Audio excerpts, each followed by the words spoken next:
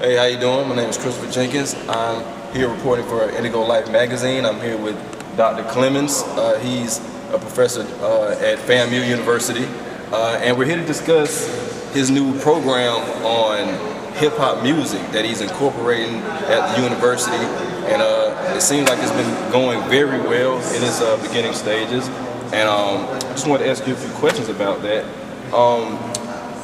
Me myself being a fan of hip hop, you know, I was born in '85, so like I recall like that whole era, you know, like the '90s, where you know we had like the Tribe Called Quest and like the Outkast and things like that.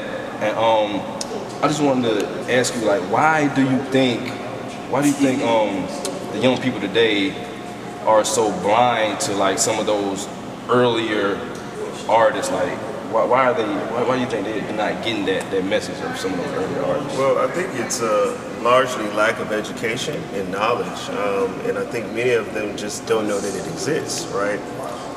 When you start thinking about developmentally, you start coming into really knowing and dictating what type of music you want to listen to around middle school, right? So if you're born, say, '85, when you start making conscious decisions about what type of music you want to listen to, it would be roughly, what, 1995, 98, right? 98 going into 2000, right? So between 13 and 15. Yeah. Because before that, what you would normally listen to was what your parents would have in the house, right? So if your mom and dad are outside, right, having a barbecue, whatever kind of music they listen to.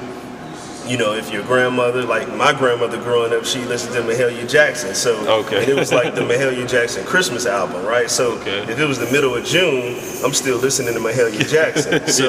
So it largely, I think, is based on that, which is one of the reasons why we started the class was really to expose a newer generation, a younger generation, to all of the music that occurred and was created and was experienced prior to many of them even being born. Right. Okay.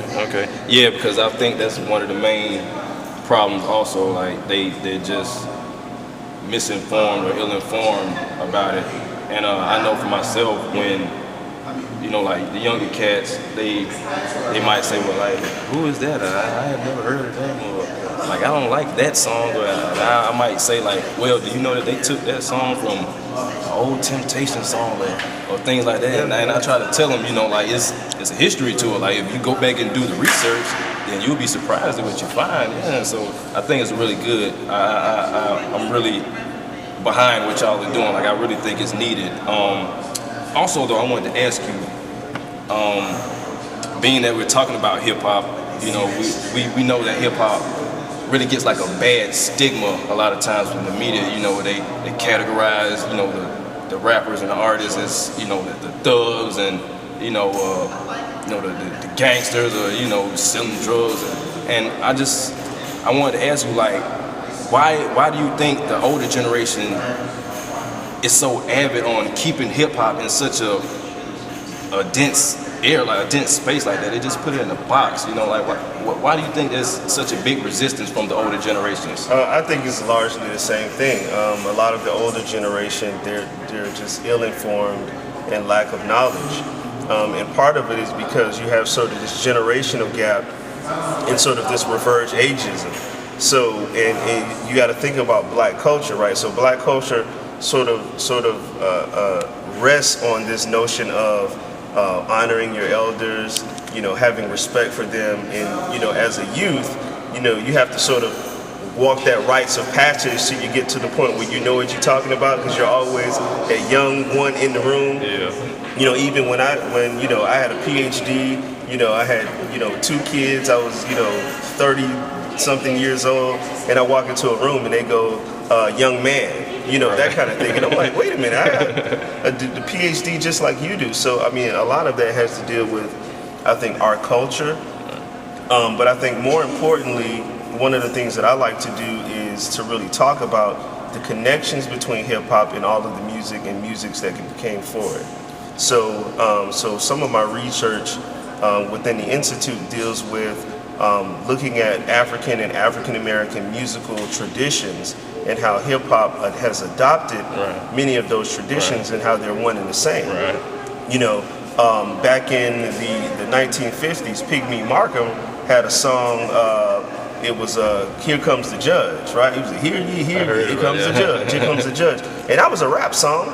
I mean, he was doing spoken word over a beat, and that was the 1950s. You know, when you fast forward, you got Dolomite. You know, the rapping and tapping. Dolomite's my name. You know, rapping and tapping is my game.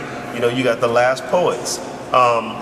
So this whole notion of rhyming and really when we look at, you know, hip hop today, really comes from age-old traditions in our culture. And I think really it's about just educating everybody, the masses, the young ones, the old ones, the people of various cultures, really what hip hop is all about, so that we can have a better understanding. Because really it's about understanding culturally different people. Right. So about culture, you know, we could be blacks, but still have cultural variances. Right. Okay. All right. Just one more question. Where do you see the hip hop program going in the next few years? So, like, do you have any specific visions or anything that you would like to do with it? Well, I think it's important also to note that we do more than just hip hop, right? So hip hop becomes a means to an end. You know, one of the things I talk about is culturally responsive teaching, right? So we're looking at, you know, frames of reference and norms and things that the kids bring into the classroom from a pre-collegiate standpoint and even a collegiate standpoint. There's a level of knowledge and a base that all individuals come into a classroom with. And so what we want to do is piggyback off of that and create meaningful learning experiences. So at the university, we've developed a program in music industry which combines music, business, entrepreneurship. You know, we collaborate with the School of Journalism, and we talk about, you know, television production, you know, radio production. So really it's about exposing students to a variety of things within the music and entertainment industry, so they can really find something that can have a long and meaningful career, and really just looking at just how we can, you know, better our students in terms of the opportunities and resources that we provide at the university. Okay. All right. Well, thank you a lot. Once again, my name is Christopher Jenkins. Have Dr. Clemons here. All right, thank you for coming out. I really appreciate what y'all are doing.